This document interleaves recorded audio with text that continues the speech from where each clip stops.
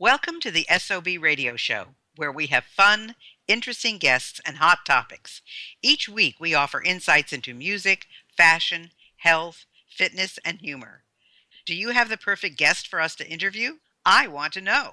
Drop me a line on our Facebook page at SpunkyOldBroad1 or reach out to me on our website at spunkyoldbroad.com. And now, back to the show. Hi, everyone. I have a really interesting guest for you today. Her name is Alexandra Stockwell, and she's an MD. And believe it or not, she was a physician and then turned into a relationship and intimacy expert, which I think is amazing. And she specializes in conscious partnership. As a wife of 25 years and the mother of four, she believes the key to passion, fulfillment, intimacy, and success in a couple's relationship isn't compromise, it's being unwilling to compromise. Well, we'll talk about that, won't we? She teaches committed couples how to shift from thinking that long-term relationships are where passion goes to die to discovering how to create the exquisite, emotional, and sensual intimacy that they crave. She's been showing men and women how to bring pleasure and purpose into all aspects of life for 20 years, from the daily grind of running a household to ecstatic experiences in the bedroom. Welcome, Alexandra. Thank you so much, Dr. Carson. I am so grateful to be here. I just love the community you've built, and I'm grateful to become a participant in it. Well, thank you. I've got tons and tons of questions for you before I even get into what we're supposed to talk about. And that is, well, the first one is, why did you leave medicine?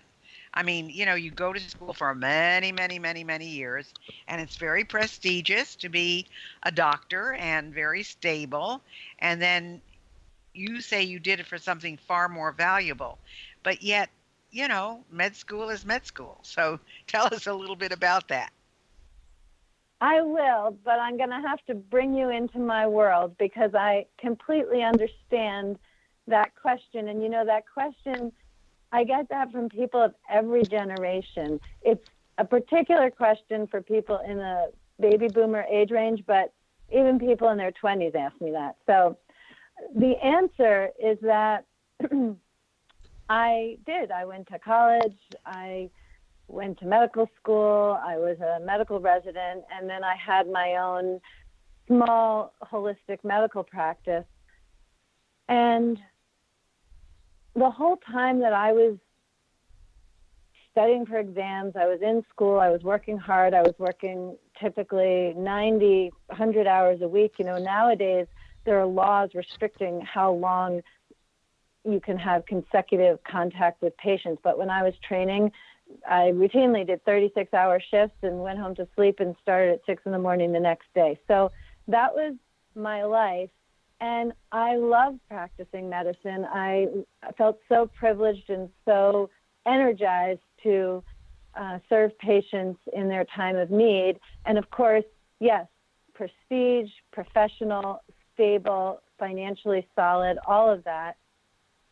And I always was working for the next thing.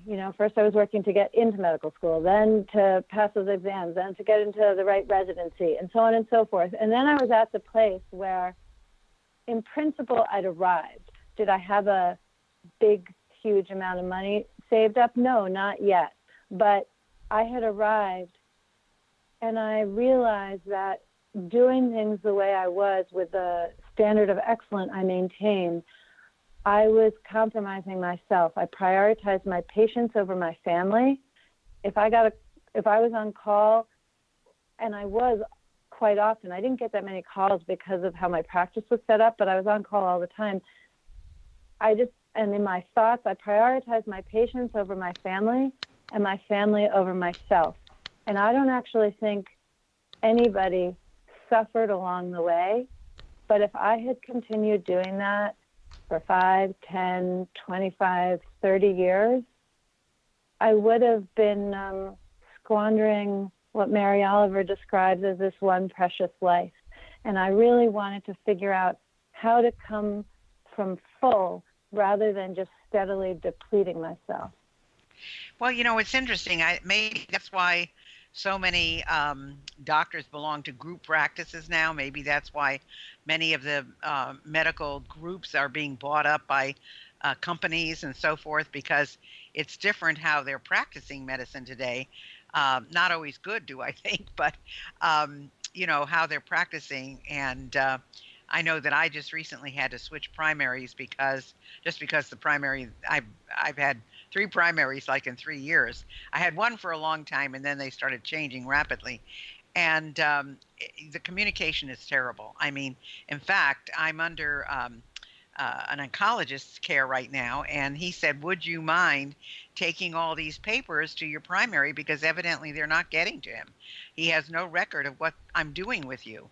So I literally hand carried my papers over to their office, which was a job and a half because parking is terrible where he is. And, just to drop them off was 30 minutes, parking, getting them to take the car, then getting them to bring the car back. And all I had to do was go upstairs, hand the papers, and come down. But it all was a 30-minute process. So it's a big And change. you are such a high functioning woman.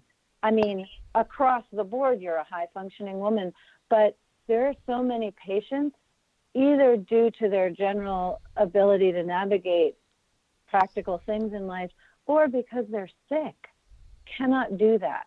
I mean, it's really a travesty that needed to happen. And happily, yes, it's half an hour inconvenience, but you're actually able to do it without anything but the loss of the time. Well, that's true. That's very true. And, again, I'm not the kind of person who feels sorry for myself, so I muddle through everything. But it is a change in how medicine is being practiced. I will tell you, though, I think one of the best functioning offices that I've been to is my oncologist. I get taken on time. My treatment is done on time. The only thing I have to wait for sometimes is the medicine, because it's refrigerated, so it has to cool, it has to warm up and so forth. But Yes, yes. other than that, everything is pretty much run on time. My blood tests, everything comes out on time, which is fabulous. But I wanted to ask you something else. I said in your introduction about teaching couples, committed couples, how to. There is a difference, right? Yes, Uh, yes. how to shift from thinking that long-term relationships are where passion goes to die. Someone I spoke with yesterday said that most marriages end up in divorce. I think she gave me the number of 67%. And that today, more and more long term marriages of 25 and 30 years are actually getting divorced. So my question is, you know, why? I guess that's a big question. Why? And is it because of the intimacy, or because of the lack of passion, or is it just people get tired of each other, or do they just stay together because of the kids until the kids are out of the house? That is the golden question. And as with pretty much anything important, there's the very simple answer, and then there's the very complex, nuanced, expanded, inclusive, like super inclusive response. And I want to give you both. And the simplest answer, in my opinion, and this isn't something people research that I'm aware of, but at the most basic level, it's that people can't be who they really are. They can't be themselves in their relationships. And it's also due to a lack of education. I mean, when you want to be excellent at medicine, golfing, being an author, whatever it is that you aspire to do well, there is inevitably someone whom you can look up to and really admire. And even though you do your own thing, you can build on the lessons learned from observing that person. And as mammals, we learn through imitation.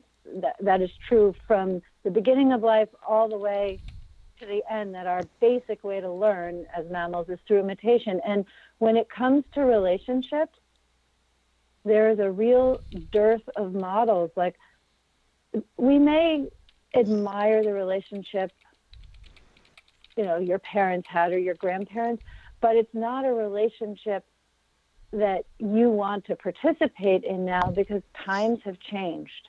And so I think the lack of education of how to really create a rich, nourishing, gratifying, juicy, free relationship is lacking. And the consequences that people feel they can't be true to themselves. Now, people are going to express that second point in all kinds of different ways. But fundamentally, that's the thing that I'm referring to when I speak about compromise. There's only so long someone is going to be okay compromising who they are when we no longer have the kind of, I don't want to say pressure, but societal norms and financial norms. There aren't as many things that are like glue from the outside to hold the relationships together. And from the inside, when there's compromise and lack of education, people kind of lose interest. Well, I guess maybe that's why I was very fortunate. My mom and dad had a wonderful relationship. My mom did not work outside of the home except for when my sister and I went to college. She went to work to help out, and she quit when we finished. But my father was a professional, never made a huge amount of money, but he was a professional. And in fact, he was a pharmacist, and he was president of the New York State Pharmaceutical Association. And he was considered like the doctor. He was in a little small town of 10,000 people, but he was like the town doctor. Everybody came to him for advice, and he was a real old-time pharmacist, But, then, and I really think that my grounding and my background and all of that really helped to where I am today. But the wonderful thing is that my son has said to me, the best thing in my life is that I had you and Daddy as parents. Now, how many kids say that? So I guess I was very fortunate. And my husband and I had a wonderful relationship for 45 years until he passed away. So it's really interesting to see couples who I can't even imagine staying together if I didn't really have this commitment and this passion and this admiration and this respect. I think respect had a lot to do with it too. So, because I saw some pretty horrible things in business and things like that. And my husband was as honest as the day is long, and I mean, he knew how to deal. He was a deal maker, but he was honest. And I look at everything that's going on in our political world right now, and I think, who do you believe, who's really telling the truth? Because they're coming out with so many things that are, no, we have it on tape. We have it on, we have it on film. We have it on, there it is. I mean, everybody is followed today. There's no way that you can escape what you've said. So it's all very interesting. But how did you come to this work in particular? I mean, I understand the holistic part of medicine, and I have a holistic doctor who's helping me, with the oncology and the effects and so forth. But you went from, being an MD to working on relationships. So where did that come from?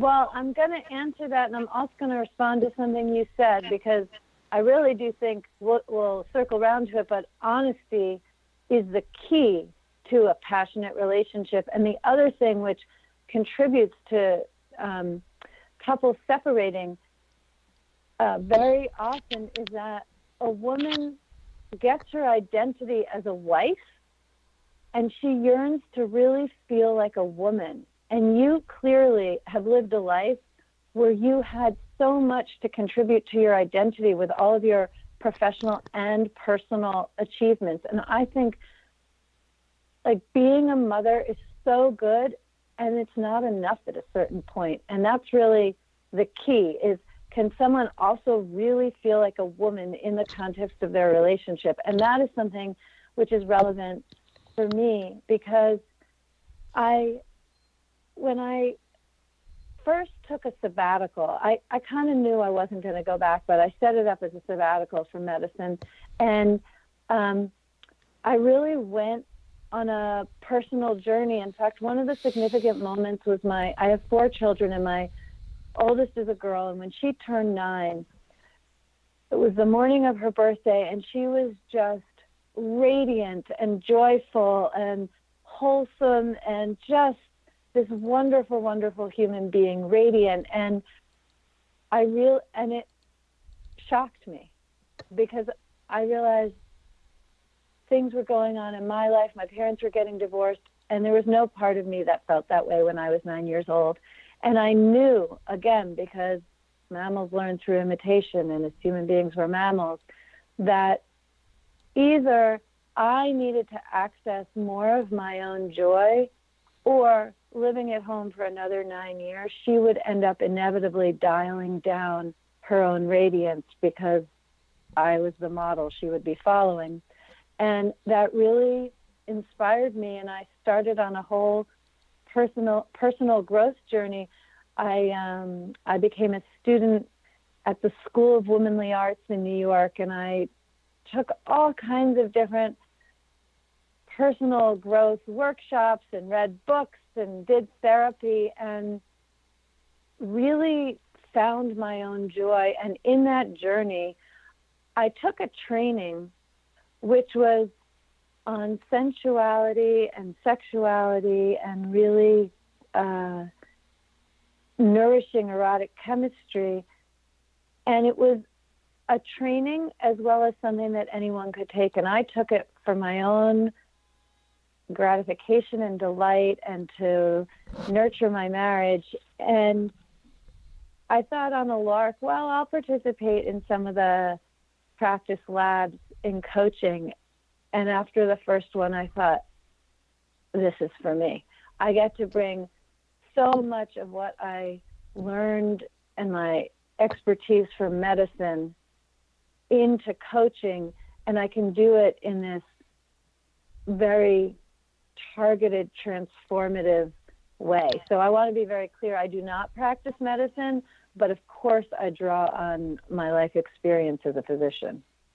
Well, sure. And it's very interesting because, you know, there's a couple of things that you said. First of all, talking about when you were 9, when I was 3, I told my mom, I'm never getting married and I want a career. I was 3 years old, okay? And I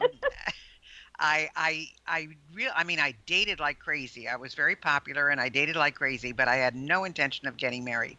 My husband asked me to marry him for almost 3 years before I said yes, and I was dating other people the whole time. I really, really didn't want to get married, but I saw after dating all these crazy people that the kind of person he was. He had 2 kids and he had custody of them way back in 1960, so you can imagine.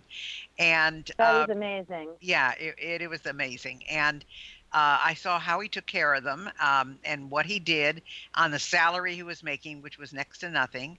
And, you know, I thought, this is a good man. Now, I was attracted to him physically. He was exactly what I was looking for physically, because I always said I was going to marry a blonde with blue eyes, and he was. And, you know, but I just had no desire to get married. Plus, I was in business. So we only dated at 9 or 10 at night because that was the only time I had. And it was really interesting. I always make more money than he did. And he said, great. He said, I can buy more toys. You know, it's fine with me. And he never questioned where I went or who I was with or anything. And I would say, truthfully, I was married for 15 years before anyone even knew I was married, because I didn't wear a wedding ring, because he had made a comment about something. I think 3 days after we were married, I had this beautiful wide wedding band, and under the band, my skin got bad because I was washing dishes with it and so forth. And he made a comment when I took the band off, and I said, oh, well, I'm not ever going to put it on again. I never did. And he wore a wedding band. He always wore a wedding band. So it was just a crazy situation, but we had the best time and we had fun. We had lots of issues, you know, with kids, and then I got pregnant right away. So here was a woman in business that in the first 13 months of marriage had 3 kids under the age of 7. And that was not easy for me. So there were a lot of things that had to be adjusted, but we loved each other and he was great. So I had no complaints. But you talked about some of the training that you had. So is that May what, I just say, Dr. yeah, Carson, you are the an ultimate example of an uncompromising marriage. You didn't give up anything, and you got so much from marrying. And that is really, I think, the key to it. You didn't, like, there was nothing important to you that you gave up, and you described, sure, there were new challenges and new gratifications. That's really exactly what I'm teaching people. and there were adjustments, of course. I mean, there were things that I could no longer do, but it really was, it was really great. Well, we're coming to the end of this first part. We've just got about 4 or 5 minutes left. So I want to ask you, the training that you went through, Yes. uh, is that how you train to be a relationship and an intimacy expert, or are there other avenues? Yeah, so I think this may be very slowly beginning to change, but the training that I did, some of it was actual professional training and some of it was personal training.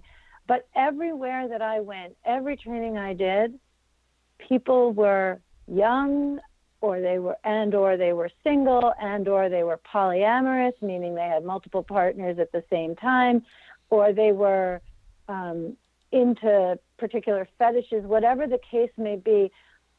I did meet some single parents, but I did not in any of my trainings meet another woman who was married with children and living a busy, what I'm going to call regular life. And Interesting. it That's took very interesting. it very interesting, and it took a lot of courage initially. I mean, I think as a human being, you can learn anything. So initially, it took a lot of courage, and then it was just really no big deal because I was just in very unusual situations because it was people living on the edge who were willing to explore things and really get underneath the shame and unpack and demonstrate things that typically you never get to see. And again, we learn through imitation. So I got a lot of education being in the presence of other people doing more intimate things. And I took all of that, and sometimes it was a little complicated, but often actually I could just get to the essence of it and translate it into my own marriage. And I have a great marriage. I mean, we are collaborators in life and have a very juicy connection. But that wasn't true initially. I mean, for one reason, because we were both working 90, 100 hours a week. When we were together, we could just barely stay awake. But I learned how to do that in my own relationship, and I feel like that's one of my gifts to the world, is to really translate fairly edgy topics for people who are married, working, busy, and I guess my picture will be up wherever this interview is shown. And I don't have any piercings. I don't particularly show cleavage. Like I'm a regular. I don't stand out. You don't look at me and think sex. Mm-hmm. And that has really allowed me to build bridges into these very important topics in a way that's not confronting and very safe for people. That's very interesting, especially when you comment about the people who were in these programs and classes with you, that it was very, very different and very, I'm amazing you you stayed. And it just shows that the testimony to you, Alexandra, because, when you see people who are not like you, the tendency is, this is not for me. And I really commend you for sticking it out and learning what you had to and doing it in a variety of ways. I mean, you didn't go to just one place. You studied a lot of things, you read a lot of books, and all of that, contributes to who you are. Well, we're almost down to our end of this part, and when we come back, we're gonna talk a lot about, how you keep passion alive, and in long-term relationships, and what are some of the techniques to create that, and also, about baby boomers, what are their challenges in creating relationships. So stay tuned, people. We'll be back with Dr. Alexandra Stockwell.